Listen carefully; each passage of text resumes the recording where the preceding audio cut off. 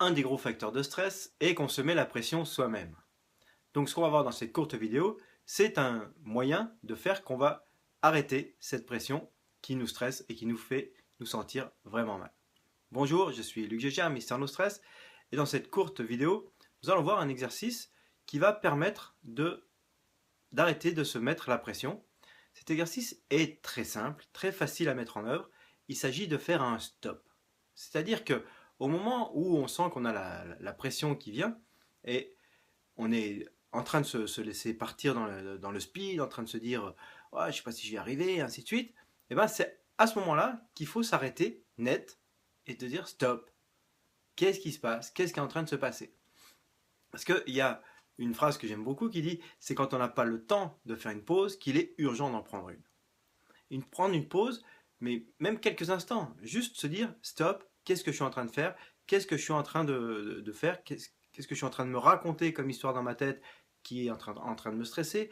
Est-ce que je ne suis pas en train d'en faire trop, de me speeder, et ainsi de suite? Comme on l'a vu dans une autre vidéo où on avait travaillé sur l'histoire du 80-20 par exemple, eh ben, c'est la même chose. De se poser la question, est-ce que je ne suis pas en train de me speeder pour rien? Est-ce que je ne suis pas en train de me raconter des histoires, en train de m'énerver, en train de, de me mettre une pression qui n'a pas lieu d'être?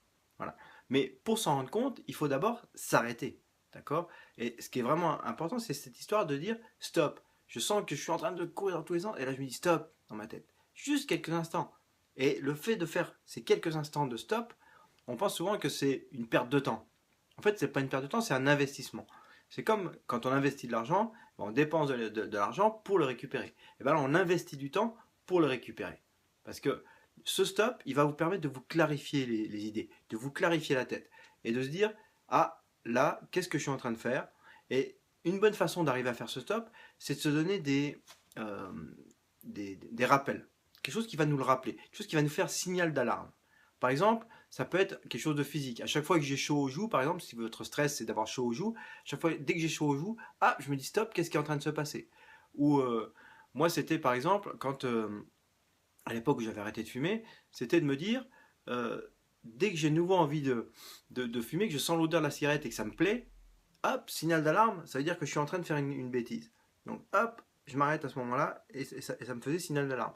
Donc c'est de trouver pour vous quelque chose qui fait signal d'alarme, qui fait, euh, ça peut être dès que vous commencez à trembler, dès que vous commencez à avoir la voix qui chevrotte, dès que vous commencez, je sais pas quoi. Alors définissez pour vous-même.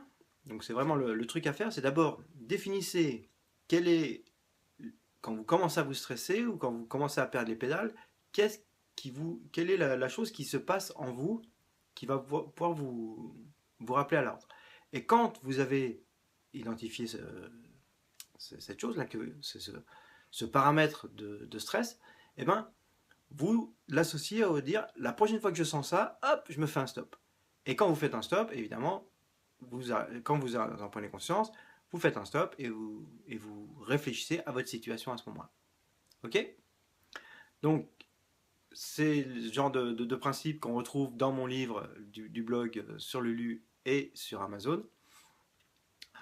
Dans les prochaines vidéos, on va voir comment travailler toujours sur cette pression par rapport au rappel des réussites, sur les priorités, comment définir ses priorités, et ainsi de suite.